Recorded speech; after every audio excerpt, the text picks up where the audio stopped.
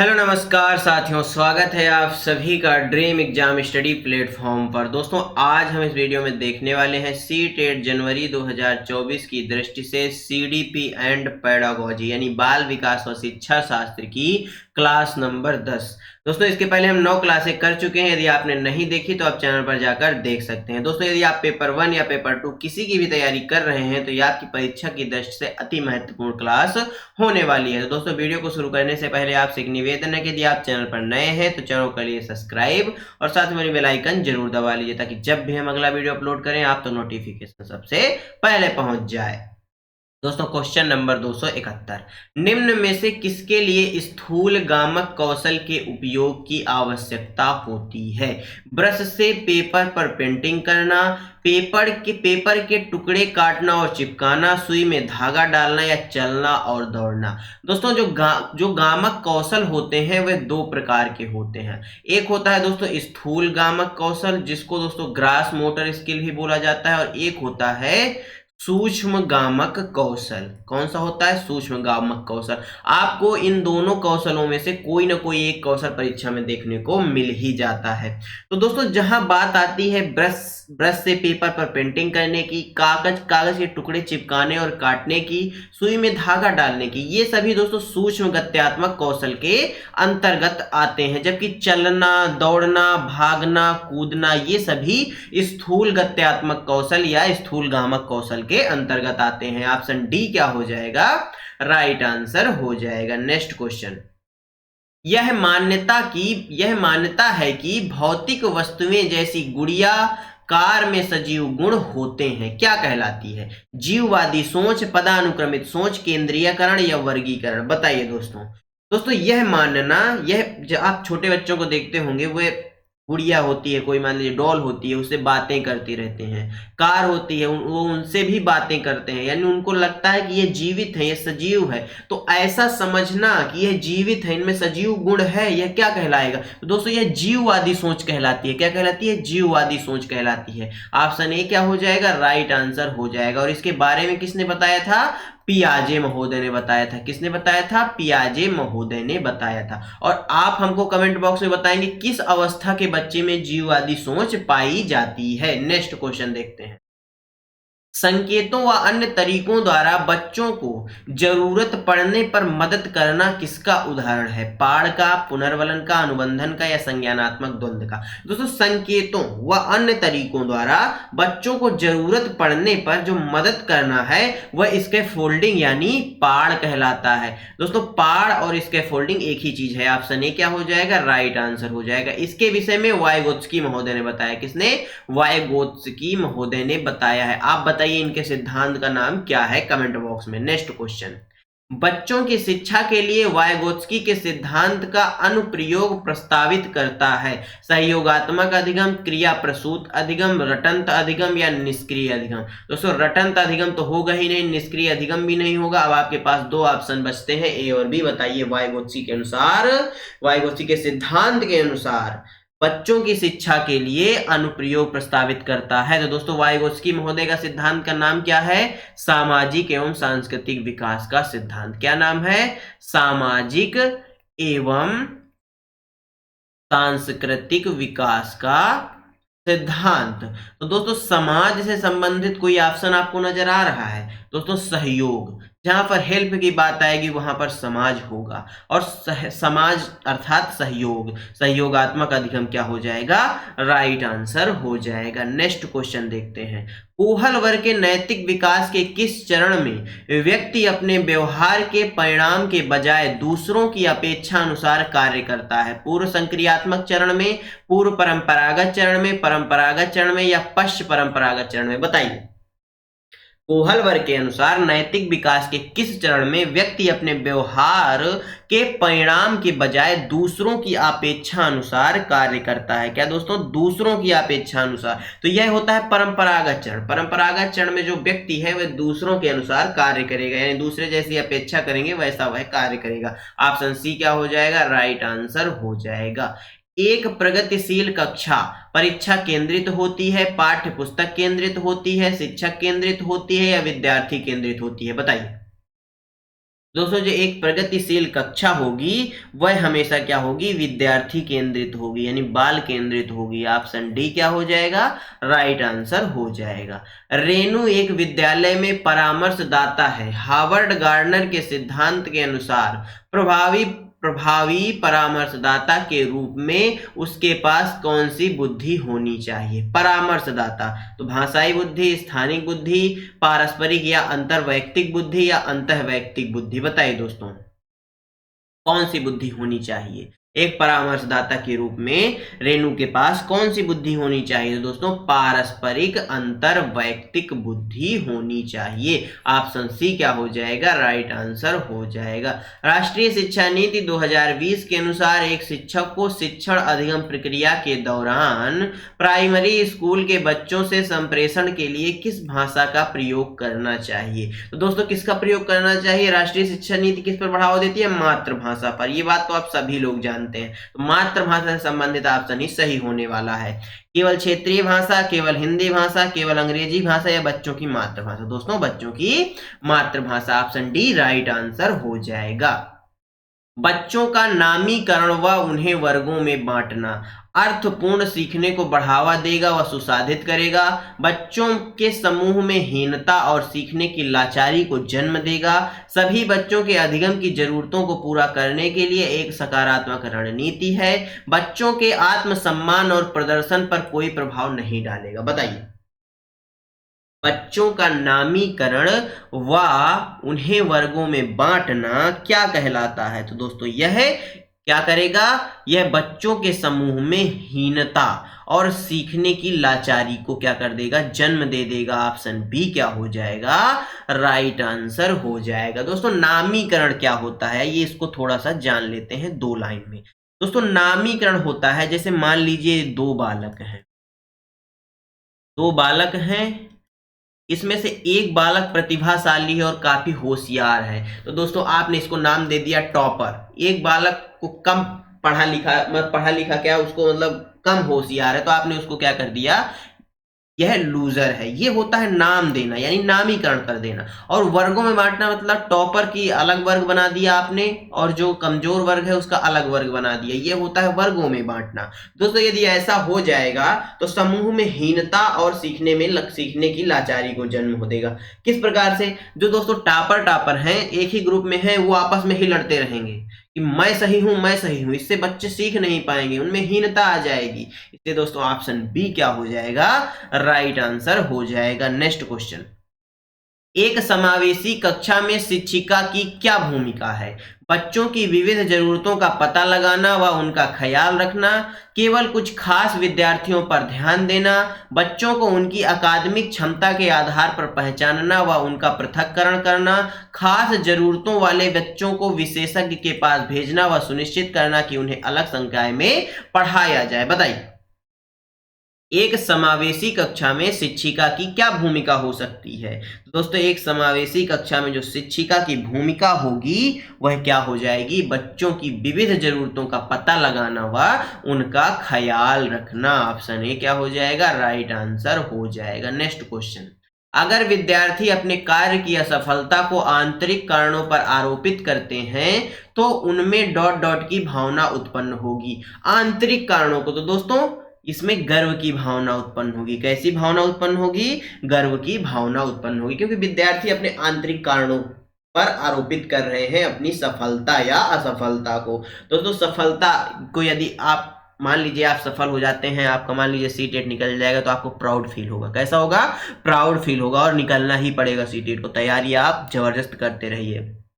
वही चीज है सफलता को आंतरिक रूप से, यानी आपने मान लीजिए आप सफल हो, आपका सीटेट निकल गया, आपने कहा कि मैंने अच्छी पढ़ाई की है इसलिए दोस्तों मेरा सीटेट निकल गया, तो यह होता है गर्व की भावना। ये घमंड नहीं होता, ये गर्व की भावना यानी प्राउड की भावना होती है। ऑप्शन सी क्या हो जाएगा, राइट आंसर हो जाएगा। नेक्स्ट क्वेश्चन, एक शिक्षक एक महीने की अवधि के अंतराल में विद्यार्थियों को निबंध लेखन के लिए कई ड्राफ्ट लिखने के लिए सहयोग देता है। यदि यह शिक्षक प्रत्येक विद्यार्थी के सभी ड्राफ्ट को ध्यान में रखता और उन सभी ड्राफ्ट पर काम प्रत्येक विद्यार्थी के सभी ड्राफ्ट को ध्यान में रखता और उन पर सभी और उन सभी ड्राफ्ट पर काम करने की प्रक्रिया को भी मान्यता देता। तो इस प्रकार के मूल्यांकन को क्या कहेंगे? तो दोस्तों इस प्रकार का मूल्यांकन रचनात्मक मूल्यांकन कहलाएगा। क्या कहलाएगा? रचनात्मक मूल्यांकन। ऑप्शन सी राइट आंसर हो जाएगा। कक्षा नियमन में विद्यार्थी की सहकारिता हेतु अध्यापक को क्या करना चाहिए? स्वयं ही कठोर और अटल नियमों का निर्धारण करना चाहिए। विद्यार्थियों के दुर्व्यवहार के बारे में अभिभावकों से बार बार शिकायत करनी चाहिए। मापदंडों का पालन न करने पर विद्यार्थियों की भर्त्सना यानी बुराई करनी चाहिए, या मापदंडों और नियमों को स्थापित करते समय विद्यार्थियों की सहभागिता। बताइए। कक्षा नियमन में यानी कक्षा को नियमित रूप से चलाने में विद्यार्थी की सहकारिता हेतु अध्यापक को क्या करना चाहिए? तो दोस्तों इसके लिए अध्यापक को क्या करना चाहिए? मापदंडों और नियमों को स्थापित करते समय विद्यार्थियों की सहभागिता लेनी चाहिए। ऑप्शन डी क्या हो जाएगा? राइट आंसर हो जाएगा। नेक्स्ट क्वेश्चन देखते हैं। निम्नलिखित में से कौन सी दिव्यांगता सामाजिक संचार में चुनौतियों का कारण बनती है? आत्म केंद्रियता या स्वलीनता, पठन वैकल्य या गुणज वैकल्य या गतिमान दिव्यांगता। बताइए। सामाजिक संचार दोस्तों यानी समाज में संप्रेषण आदि में चुनौती महसूस होना, तो यह होता है दोस्तों स्वलीनता विकार या आत्म केंद्रियता। ऑप्शन ए क्या हो जाएगा? राइट आंसर हो जाएगा। पढ़ने संबंधी विकार पठन वैकल्य, गणना संबंधी विकार या गणित संबंधी विकार गुणज वैकल्य, चलने संबंधी विकार गतिमान व दिव्यांगता। Next question. निम्नलिखित में से कौन सा आंतरिक प्रेरणा का उदाहरण है? रुचि के कारण एक नई भाषा सीखना, नगद इनाम जीतने के लिए चित्रकारी करना, पुरस्कार जीतने के लिए खेल में भाग लेना, या माता पिता की प्रशंसा पाने के लिए पढ़ाई करना। दोस्तों चित्रकारी करना इनाम के लिए, पुरस्कार के लिए, या माता पिता से प्रशंसा पाने के लिए, ये सभी बाह्य कारण हो गए, बाह्य प्रेरणा के कारण हो गए। आंतरिक प्रेरणा का कारण है रुचि के कारण नई भाषा सीखना, यह आंतरिक प्रेरणा का क्या हो गया? उदाहरण हो गया। ऑप्शन ए राइट आंसर हो जाएगा। Question number 286। हार्वर्ड गार्डनर के सिद्धांत में सोच को व्यक्त करने के लिए धारा प्रवाह और लचीले ढंग से भाषा का उपयोग करने की क्षमता बुद्धि की विशेषता है। भाषाई बुद्धि, प्रकृतिवादी बुद्धि, स्थानिक बुद्धि या अंतःवैयक्तिक बुद्धि। बताइए। हार्वर्ड गार्डनर के सिद्धांत में सोच को व्यक्त करने के लिए धारा प्रवाह और लचीले ढंग से भाषा का प्रयोग यानी संप्रेषण, या यह क्या होगा? तो भाषाई बुद्धि होगी। यदि भाषाई बुद्धि आपकी अच्छी है तो आप अपने विचारों को व्यक्त कर पाएंगे एक अच्छे तरीके से धारा प्रवाह के साथ। ऑप्शन ए क्या हो जाएगा? राइट आंसर हो जाएगा। Next question. एक समावेशी व्यवस्था में कौन किसकी जरूरतों के अनुसार यथोचित संयोजन करता है? अभिभावक स्कूल की जरूरतों के अनुसार, स्कूल छात्र की जरूरतों के अनुसार, छात्र स्कूल की जरूरतों के अनुसार, या छात्र शिक्षक की जरूरतों के अनुसार। दोस्तों जो एक समावेशी व्यवस्था है, एक समावेशी जो कक्षा है, उसमें जो स्कूल है वह छात्रों की जरूरतों के अनुसार क्या करेगा? यथोचित संयोजन करेगा, या सामग्रियों को एकत्रित करेगा, या ढांचे को तैयार करेगा। ऑप्शन बी क्या हो जाएगा इस क्वेश्चन का? राइट आंसर हो जाएगा। हार्वर्ड गार्डनर के अनुसार निम्नलिखित में से कौन सा कथन सही है? हार्वर्ड गार्डनर के अनुसार निम्नलिखित में से दोस्तों कौन सा कथन सही है? क्वेश्चन ही 2 बार टाइप हो गया है, मिस्टेक हो गई है। बुद्धिमत्ता को पोषित व विकसित नहीं किया जा सकता। हर व्यक्ति में विविध प्रकार की बुद्धिमत्ताएं होती हैं। उपलब्धि बुद्धिमत्ता का सफल पैमाना है। एक खास वर्ग के व्यक्ति दूसरे वर्गों के व्यक्तियों से ज्यादा बुद्धिमान होते हैं। बताइए दोस्तों इस क्वेश्चन का सही आंसर क्या हो जाएगा? तो दोस्तों हार्वर्ड गार्डनर ने बहुबुद्धि का सिद्धांत दिया है। तो इनका मानना था कि प्रत्येक व्यक्ति की जो बुद्धि है वह अलग अलग होती है, यानी हर व्यक्ति में विविध प्रकार की बुद्धिमत्ताएं पाई जाती हैं। अर्थात ऑप्शन सी क्या हो जाएगा? राइट आंसर हो जाएगा। समावेशन का क्या अर्थ है? सभी विद्यार्थियों का उनकी सामाजिक पहचान से निरपेक्ष होकर अपनाना, अनुचित प्रयास और अलगाव पैदा करने वाली बाधाओं को अनदेखा करना, भेदभाव को बढ़ावा देना दोस्तों, बढ़ावा देना और मतभेदों के प्रति असहिष्णुता रखना, भागीदारी और जुड़ाव के असमान अवसर। बताइए। दोस्तों समावेशन का क्या अर्थ हो सकता है? तो समावेशन का दोस्तों अर्थ है सभी विद्यार्थियों का उनकी सामाजिक पहचान से निरपेक्ष होकर उनको अपनाना, यानी उनका सामाजिक स्तर क्या है, वह किस सामाजिक स्तर से आए हैं, इसको ध्यान में ना रखते हुए उस विद्यार्थी को निरपेक्ष रूप से सबके समान समझना और उसको शिक्षा प्रदान करना। ऑप्शन ए क्या हो जाएगा? राइट आंसर हो जाएगा। हार्वर्ड गार्डनर के अनुसार वह व्यक्ति जिनमें दूसरों की मंशाओं, भावनाओं और व्यवहारों को समझने व उनके साथ संबंध बनाने की क्षमता होती है, उनमें कौन सी बुद्धि होती है? प्रकृतिवादी, अंतर्वैयक्तिक, अंतःवैयक्तिक या स्थानिक? हार्वर्ड गार्डनर के अनुसार दोस्तों वह व्यक्ति जिनमें दूसरों की मंशाओं, दूसरों की भावनाओं, दूसरे के व्यवहारों को समझने व उनके साथ संबंध बनाने की जो क्षमता होती है, उनमें कौन सी बुद्धि पाई जाती है? तो दोस्तों उनमें अंतर्वैयक्तिक बुद्धि पाई जाती है। ऑप्शन बी क्या हो जाएगा? राइट आंसर हो जाएगा। एक शिक्षार्थी जो डॉट डॉट से ग्रस्त है, ठीक से लिख नहीं पाता, लिखने संबंधी विकार क्या कहलाता है दोस्तों? बताइए। तो वह कहलाएगा option B dyslexia. Next question देखते हैं। आकलन में गुणात्मक पक्ष का मापन किया जाता है साक्षात्कार एवं अवलोकन के द्वारा, छात्रों के गुणों के स्पर्श द्वारा, लिखित परीक्षा द्वारा या मौखिक परीक्षा द्वारा? बताइए। आकलन में गुणात्मक पक्ष का मापन किस प्रकार से किया जाता है? तो दोस्तों साक्षात्कार एवं अवलोकन के द्वारा। ऑप्शन ए क्या हो जाएगा इस क्वेश्चन का? राइट आंसर हो जाएगा। Next question. भाषा शिक्षण में वाक्यों को शब्दों से पहले पढ़ाया जाता है, शिक्षण का यह सूत्र क्या कहलाता है? गेस्टाल्ट प्रयोगों पर, हल्के प्रयोगों पर, आसान से कठिन की ओर या शिक्षण प्रौद्योगिकी की मान्यताओं पर? बताइए। दोस्तों भाषा शिक्षण में वाक्यों को शब्दों से पहले पढ़ाया जाता है, शिक्षण का यह सूत्र क्या कहलाता है? तो दोस्तों इस शिक्षण का यह सूत्र क्या कहलाता है? गेस्टाल्ट प्रयोगों पर आधारित सूत्र कहलाता है। ऑप्शन ए राइट आंसर हो जाएगा। इंपॉर्टेंट क्वेश्चन है दोस्तों, क्योंकि ऑप्शन सी में आसान से कठिन की ओर लिखा है, आप इसको टिक कर देंगे और यह गलत हो जाएगा और आपको नंबर कितने मिलेंगे? 0/सन्नाटा। ऑप्शन ए क्या हो गया? राइट आंसर हो गया। Next question.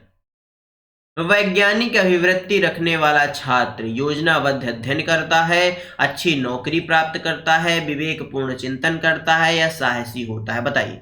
दोस्तों जो वैज्ञानिक अभिवृत्ति है इसको रखने वाला जो छात्र होगा वह विवेकपूर्ण चिंतन करेगा। ऑप्शन सी क्या हो जाएगा? राइट आंसर हो जाएगा। प्रभावी एवं सफल शिक्षण के लिए सर्वाधिक आवश्यक है विद्यार्थियों का अधिकाधिक नोट्स लिखवाना, व्यवहारिक उदाहरणों द्वारा विषय को स्पष्ट करना, श्यामपट्ट पर अधिकाधिक उपयोग करना, साहित्यिक भाषा का अधिकाधिक प्रयोग करना? बताइए।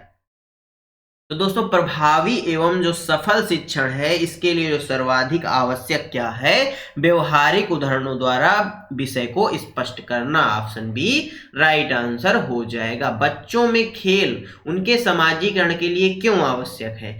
खेल से बच्चों में सुरक्षा की भावना आती है, खेल से बच्चों में हम की भावना आती है, खेल से बच्चों में नेतृत्व व अनुसरण की भावना आती है। ये सभी तथ्य समाजीकरण के लिए आवश्यक है। दोस्तों इंपॉर्टेंट क्वेश्चन है और अच्छे लेवल का क्वेश्चन है। बच्चों में खेल उनके समाजीकरण के लिए क्यों आवश्यक है? क्योंकि दोस्तों खेल के द्वारा बच्चों में सुरक्षा की भावना का विकास होता है, इसके साथ साथ बच्चों में हम की भावना का विकास होता है, यानी हम भारत के लोग। खेल से बच्चों में नेतृत्व एवं अनुसरण की भावना भी आती है, यानी ऑप्शन डी ये सभी तत्व तो सही होंगे। Next question. सृजनात्मकता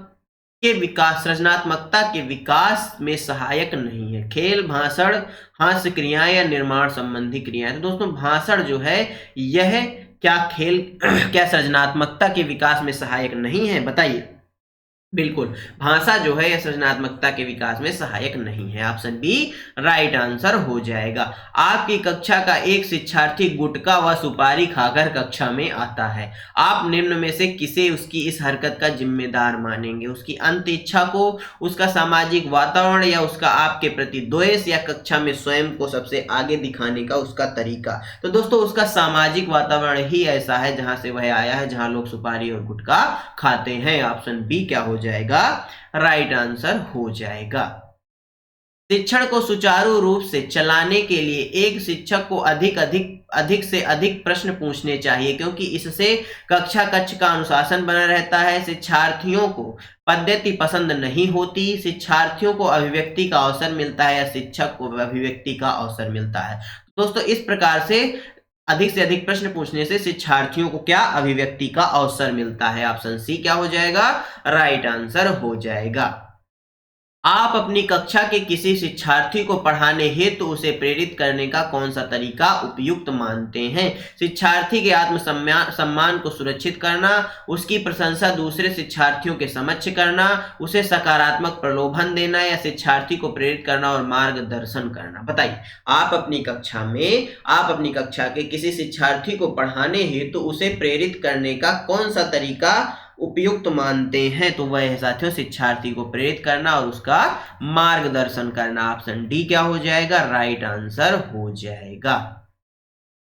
दोस्तों धन्यवाद आप सभी का हमारे साथ बने रहने के लिए। दोस्तों आज का यह वीडियो आपको कैसा लगा कमेंट बॉक्स में जरूर बताइएगा। दोस्तों 300 क्वेश्चन हम कंप्लीट कर चुके हैं। मिलते हैं आपसे अगले वीडियो में, तब तक के लिए जय हिंद जय भारत। अपना और अपनों का ख्याल रखिए, सभी का सम्मान करिए। और दोस्तों हाँ, यदि आप चैनल पर नए हैं तो चैनल को भी सब्सक्राइब कर लीजिए। धन्यवाद दोस्तों।